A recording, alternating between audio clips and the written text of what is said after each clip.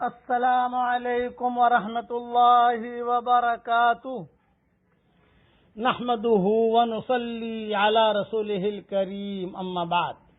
آج کا سبق سن لیجئے۔ آج کے سبق کی سرخی ہے نیک لوگوں سے دوستی کیجئے، پارٹ نمبر 17۔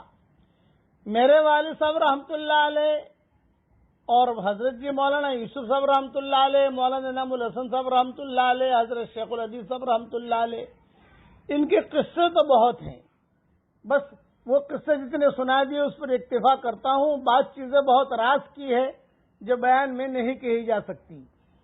اب آگے میں اسی مضمون کو لے کر حدیث کی روح سے چل رہا ہوں کہ اسی طرح حضرت محمد صلی اللہ علیہ وسلم اپنی مجلس میں خود بھی کبھی کبھی قصے سناتے۔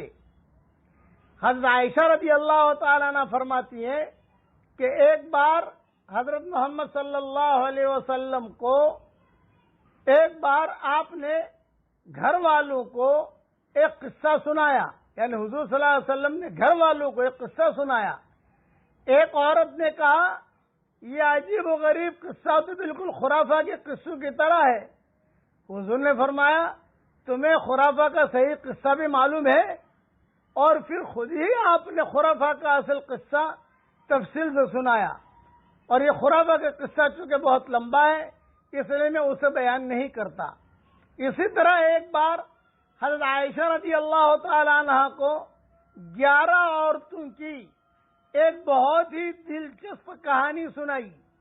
حضرت بکر بن عبداللہ صحابہ کرام رضوان اللہ علیہ مجمعین کی بے تکلفی اور خوش طبعی کا حال بیان کرتے ہوئے فرماتے ہیں کہ صحابہ کرام ہنسی اور تفریح کے طور پر ایک دوسرے کی طرف تربوز کے چھلکے پھینکا کرتے تھے، لیکن جب بھی میدان میں اترنے کا وقت آتا تو یہ سارے کے سارے صحابہ کرام ایک دم سے سنجیدہ ہو کر اور ایک دم سے دین کے کام کے لیے لگ جاتے تھے۔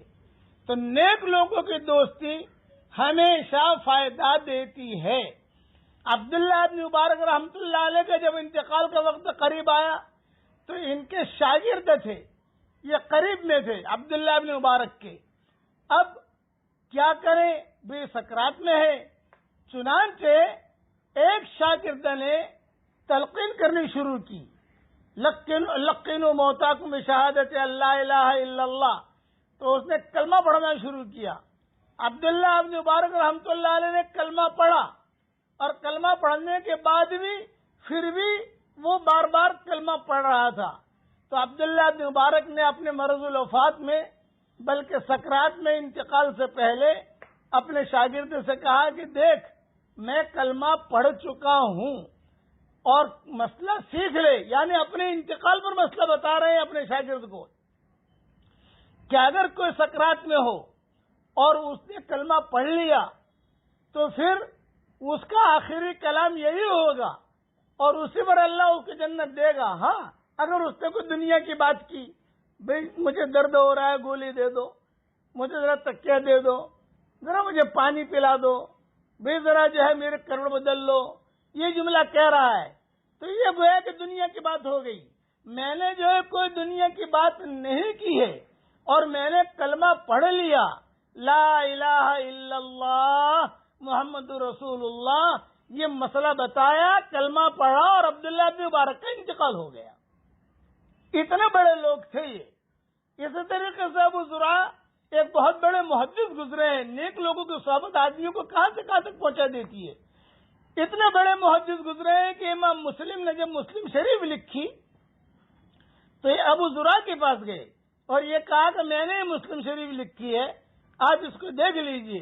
انہوں نے ساری مسلم شریف دیکھی ابو زرع نے، اور پھر کہہ دیا لا غبار علیہ، اس پر کوئی غبار نہیں ہے، تم چھاپ سکتے ہو۔ اتنا بڑا آدمی تھا۔ ابو زرع کہا کرتے تھے کہ 1,00,000 حدیثیں مجھے ایسی یاد ہے جیسے تم لوگوں کو سورہ فاتحہ یاد ہے۔ ان کا انتقال کا وقت قریب آیا، بڑے بڑے شاگرد ان کے قریب، امام مسلم جیسے بڑے بڑے فقہاء علماء، اب اپنے استاذ کو کس طریقے سے تلقین کریں کلمے کی، اس لیے کلمے کی تو ہر ایک کی ضرورت ہے۔ چنانچہ آپس میں شاگردوں نے مشورہ کیا اور مشورہ یہ کیا کہ یہ جو حدیث ہے من کان آخر کلامہ لا الہ الا اللہ دخل الجنہ، یہ حدیث کی سند بیان کرنی شروع کرو. تو ایک لڑکے، ایک شاگرد نے جو محدث تھے، ان کے قریب بیٹھ کر سند بیان کرنی شروع کی.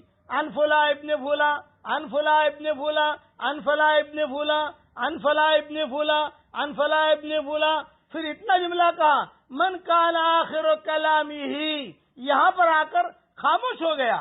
یہ ابو زرع نے کہا لا الہ الا اللہ دخل الجنہ کا جملہ نہیں کہہ سکے، اور اسی پر ان کا انتقال ہو گیا. یہ نیک لوگوں کی صحبت، یہ شاگرد، یہ ان کے شاگرد یہ قصے خود سنایا کرتے تھے اور اپنی کتابوں میں لکھا کرتے تھے کہ ہمارے استاد کو ہم نے اس طریقے سے تلقین کی کہ پوری سند بیان کر دی، اور من کان آخر کلامہ یہاں پر آ کر جو ہے رک گئے. استاد نے فوراً پڑھا لا الہ الا اللہ. بڑے لوگ تھے، ذہن بھی ان کا مستحضر تھا کہ اس وقت حدیث ان کو یاد آئی، اور جہاں لا الہ الا اللہ پڑھا، اور لا الہ الا اللہ پڑھتے ہی دنیا سے رخصت ہو گئے. اس لیے نیک لوگوں سے دوستی کیجیے. یہ مضمون اللہ چاہے گا تو انشاءاللہ 1 مہینہ چلاؤں گا میں، اور بار بار اسے سنتے رہو. اللہ تعالیٰ نیک لوگوں سے ہم سب کی دوستی کرا دے. آمین. وآخر دعوانا ان الحمدللہ رب العالمین.